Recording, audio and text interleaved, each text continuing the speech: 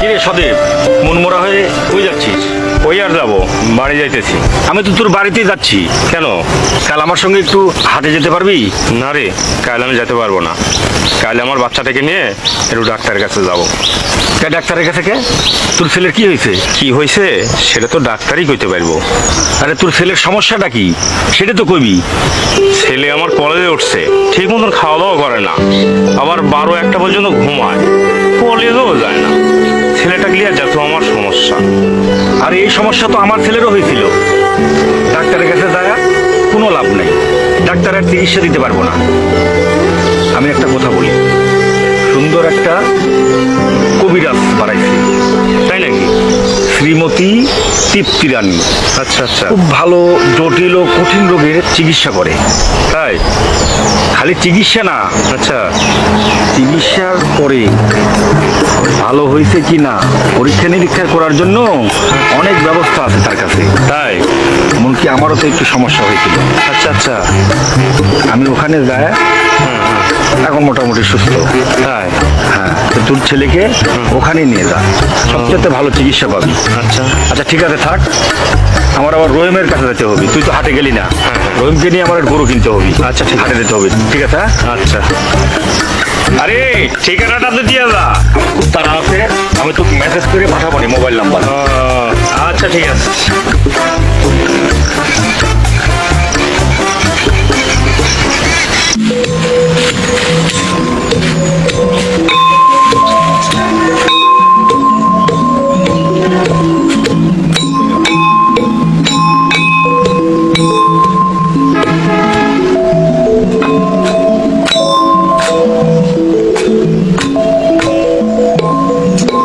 দাদা, আমি কয়েকদিন হলো এই ভুগতেছি। আমি ওষুধপাতি দিচ্ছি, একজন লিয়ে যা, ঠিক মতো খা, তাহলে পরে ভগবান দেখে ভালো হয়ে যাবে। খাওয়ার নিয়ম হলো রাতে খাওয়া দাওয়া, শোয়ার আগে খাওয়া দাওয়া, গরম জল খাবি। এইভাবে দিনে 3 বার খাবি, কয়েকদিন খালি ভালো হয়ে যাবে। আচ্ছা দাদা, নমস্কার দাদা। আচ্ছা, ঠিক মতো ওষুধটা খাও।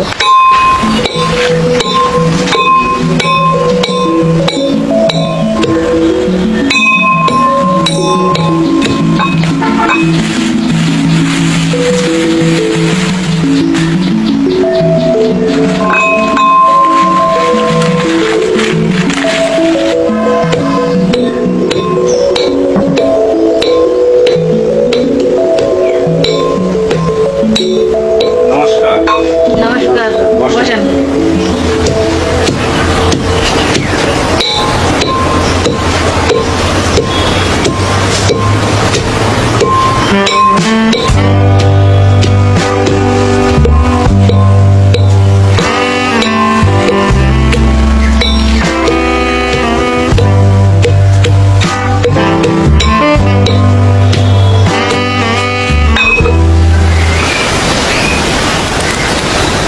রুগীকে আমি না, আমার ছেলে। সমস্যা কি? আমার এই ছেলে ঠিক মতো খাওয়া দাওয়া করে না, কলেজেও যায় না, খালি সমানে মোবাইল আর মোবাইল, মোবাইল ছাড়া কিছুই বোঝে না। আপনি ওনাকে একটু ঠিক মতন দেখবেন। তুমি ভিতরে যাও। আমি কি ওর সঙ্গে যেতে পারি? না, ওর তো অন্য কথাও থাকতে পারে, সে কথা কি আপনি সামনে বলবে? না মানে ছোট ছেলে ভয় করতে পারে, তাই বলছিলাম যদি একটু সঙ্গে যেতাম, এই আর কি। আপনাকে যেতে হবে না, আপনি এখানেই থাকেন। আমি বাঘও না, ভাল্লুকও নয়। আপনার ছেলেকে আমি খেয়ে ফেলবো। আমি কবিরাজ শ্রীমতী তৃপ্তি রানী, ভয়ের কিচ্ছু নেই। যাও বাবা, তুমি ভিতরে যাও, আমি আসছি।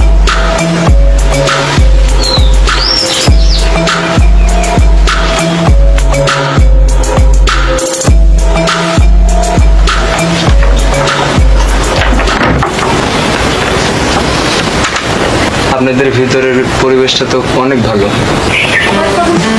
নাম কি তোমার? মোহন। বাহ, খুব সুন্দর নাম তো। বাবা মোহন, তোমার বস্তার মুখটা খুলো তো বাবা। খুলে তোমার ওই বস্তার কলারটা আমাকে দেখাও তো। পারবো না, আমার শরম করে। ডাক্তার কবিরাজ এদের কাছে শরম করলে চলে? শরম করলে তো চলবে না। তোমার সবকিছু আমার জানতে হবে, বুঝতে হবে, তবেই না তোমার আমি চিকিৎসা করবো। খুলো তোমার ওই বস্তার মুখটা, খুলে আমার ওই কলাটা মানে দেখাও।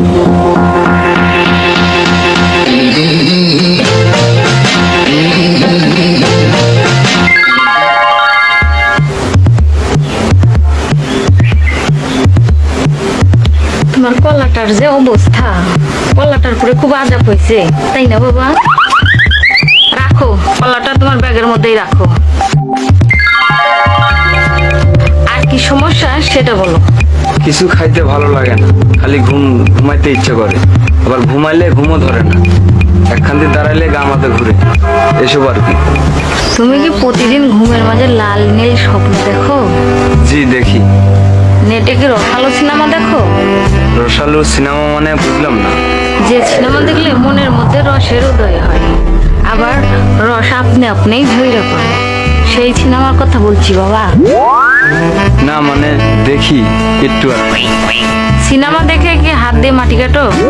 জি বুঝলাম না। বলছি সিনেমা দেখে কি হাত দিয়ে মাটি কাটো? জি কাটি, কিন্তু বেশিক্ষণ কাটতে পারি না, শরীর হাঁপা ওঠে। যদি আমার বাচ্চারা তো ভালো হবে দাদা। হ্যাঁ, ভগবানের কৃপায় ওষুধপাতি ঠিক মতো খেলে পরে এটা সপ্তাহের মধ্যে ফিরে আসে।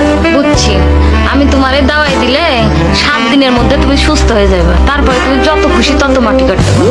এইভাবে তো মাটি কাটানো যাবে না, তাতে তোমার সমস্যা হবে, বড় ধরনের সমস্যা হবে। মাটি না কাটলে কেমনে বুঝবো আপনার ওষুধে কাজ করলো কিনা? তার জন্য তোমার প্রেমিকার সাহায্য নেবা। আমার তো কোনো প্রেমিকা নাই, তাহলে আমার মাটি কাটা ছাড়া কোনো উপায় নেই। আছে, সব ব্যবস্থাই এই তৃপ্তি রানীর কাছেই আছে, এক্সট্রা ফি দিলে সব ব্যবস্থাই আছে। সত্য কইতাছেন? তৃপ্তি রানী কখনো মিথ্যা কথা বলে না। তোমার 7 দিনের কোর্স দেবো, খাওয়ার পরে তারপরে তোমার আমি পরীক্ষা নেব। এখন চলো যাই।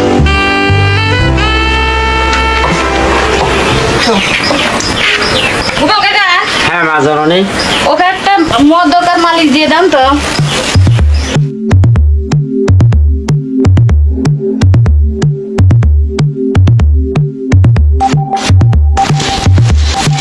এই ওষুধটা সকালে খাবে, রাতে খাবে, আর মালিশটা দিনে 2 বার। কত টাকা বিল হলো আমাদের? 3500 টাকা।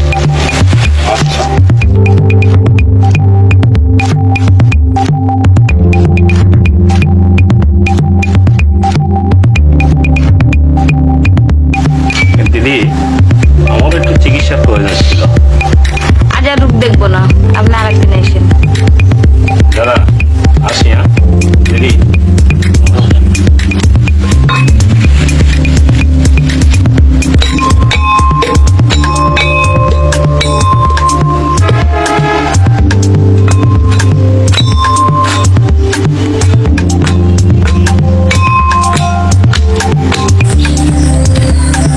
সবকিছু তো ঠিক মতো খুলে বলছিস বাবা? সবকিছু খুলে বলছি বাবা। এতদিন যত ডাক্তারদের কাছে গেছি তাদের থেকে এই কবিরাজ একদমই আলাদা। আচ্ছা আচ্ছা কবিরাজটা খুবই ভালো। একটা লোক এই কবিরাজের কাছে এলে অবশ্যই ভালো হবে। আচ্ছা বিশ্বাস না হয় তুমি এই কবিরাজের কাছে যাও, চিকিৎসা নাও। আচ্ছা ঠিক আছে ঠিক আছে, তুই আগে ভালো হ, তারপরে দেখা যাবে। আমি তো অলরেডি এখন ভালো হয়ে গেছি তাই বাবা। আচ্ছা ঠিক আছে ঠিক আছে, এখন চল বাড়ি চল। চলো।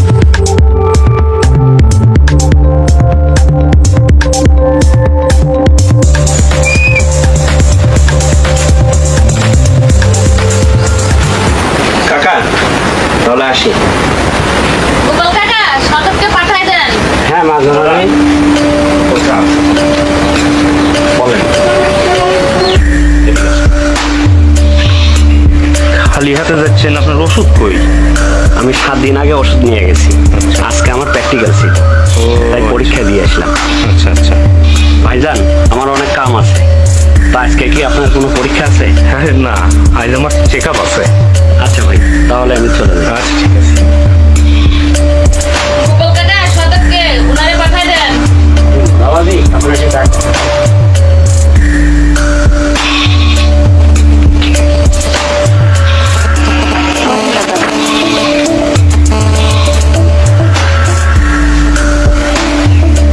কি সমস্যা আপনার? সমস্যা কি বলবো, বেশ অনেকদিন হলে আমার বউটা মারা গেছে, তাই মনে করলাম যে শরীরটা একটু নার্ভাস, মনে হলো যে আপনার একটু পরশ নিয়ে যাই। আপনার সমস্যাটা কি? বলেন তো। সমস্যার কথা আপনার কেমনি কই? লজ্জার কিছুই নেই, যেটা সমস্যা সেটাই বলবেন। দিদি, স্ত্রী মহলে যাতে আমি সুপুরুষ হয়ে থাকতে পারি সেই ব্যবস্থাটাই আমাকে করে দেবেন। আর কিছু? জি না, এটাই সমস্যা। একটা মদক দুধের মধ্যে মিশ করে দিনে 2 বার খাবেন, 7 দিনের মধ্যে কোথাও যাওয়া যাবে না। দিদি, আমার কি পরীক্ষার ব্যবস্থা করান জানা কেন? যায়, ওষুধ খান, ওষুধের কোর্স পূর্ণ করেন, তারপর যোগাযোগ করেন। আপনার কথায় খুশি হলাম। গোপাল কাকা, জি মা জননী। ওকে একটা মদক দিয়ে দাও তো, আর 1500 টাকা নিয়ে নিও। আচ্ছা। আচ্ছা ঠিক আছে, তাহলে আসি। হ্যাঁ, ওকে।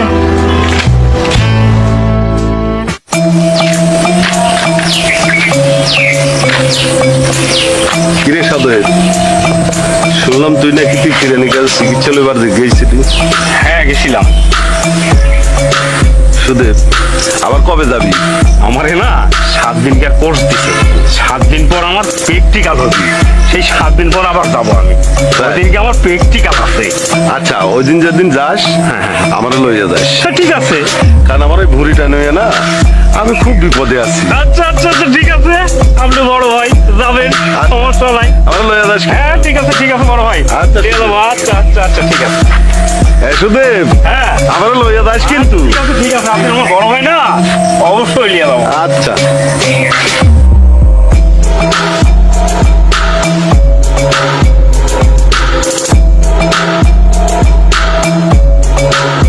কিরে সদেব, কি খবর? তোর বাচ্চার খবর কি এখন? খুব ভালো, খুবই ভালো। কবিরাজের কাছে গেছিলি? হ্যাঁ আমিও গেছিলাম, আমাকে 7 দিনকার কোর্স দিছে। এখন 5 দিন যাচ্ছে, আর 2 দিন আছে বাদ। তাই? আমার এই 2 দিন পরেই আমার প্র্যাকটিক্যাল হবে। এখন চিন্তা করতেছি এই প্র্যাকটিক্যালেই আমার বিয়ে হয় কিনা। হবে হবে হবে। প্র্যাকটিক্যাল আমি টিকা যাই, তাহলে কিন্তু আমার নিশ্চিত বিয়ে। সে সুবাদে আমরা বিয়ে খেতে পারি। হ্যাঁ, আমার জন্য আশীর্বাদ করিস। ঠিক আছে। আচ্ছা আচ্ছা।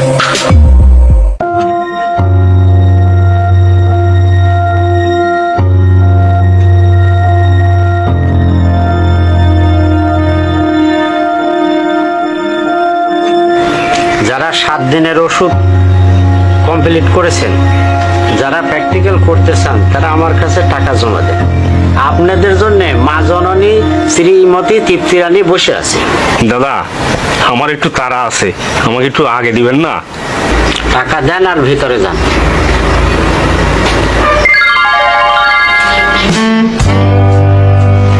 বসেন, গেঞ্জিটা খোলেন।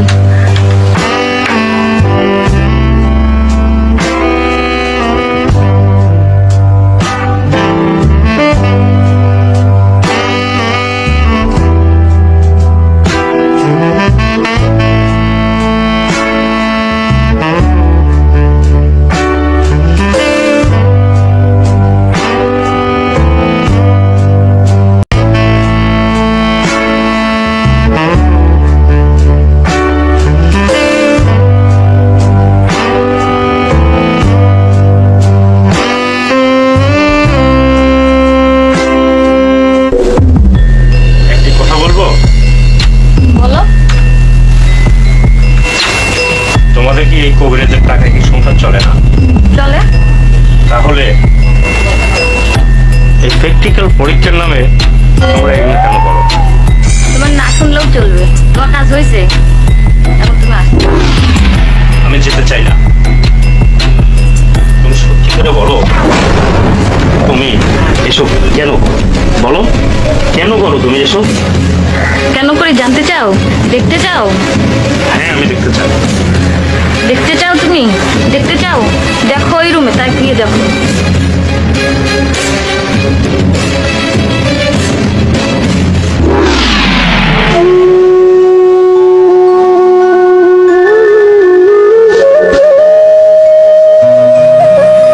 কে উনি?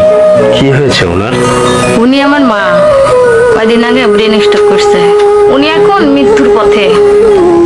তুমি শুনতে চেয়েছিলে না কেন আমি এই কাজ করি? কয়দিন আগেও আমি এমন ছিলাম না, কিন্তু আমি এই কাজ করতে বাধ্য হয়েছি। এসব কাজের জন্য কে দায়ী জানো? কে? আমার বাবা। আমার বাবা যদি দ্বিতীয় বিয়ে না করতো স্টক করতো না, আর এই বাড়ির জায়গা জমি ওই চেয়ারম্যানের কাছে বন্ধক রাখতো না, আমি ওই পথে যেতাম না। এই সব কিছুর জন্য আমার বাবা দায়ী। আমার বাবার জন্যই আজকে আমাদের জীবনটা শেষ হয়ে গেছে। এছাড়া আর কোনো উপায় নেই।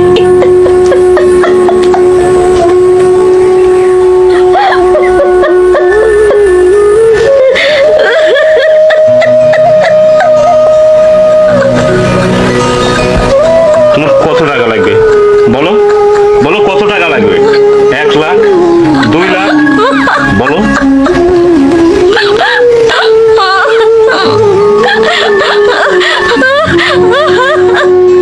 প্লিজ প্লিজ কাঁদবে না, প্লিজ কাঁদবে না। আজ থেকে তোমার সম্পূর্ণ দায় দায়িত্ব আমার। তোমার আম্মার অসুখের যত টাকা লাগে আমি দেখবো। প্লিজ তুমি কাঁদবে না, কাঁদবে না মনা, আমি আছি আজ থেকে তোমার। না না, তা হয় না, আমি তো বিবাহিত ছিলাম। কেন হয় না?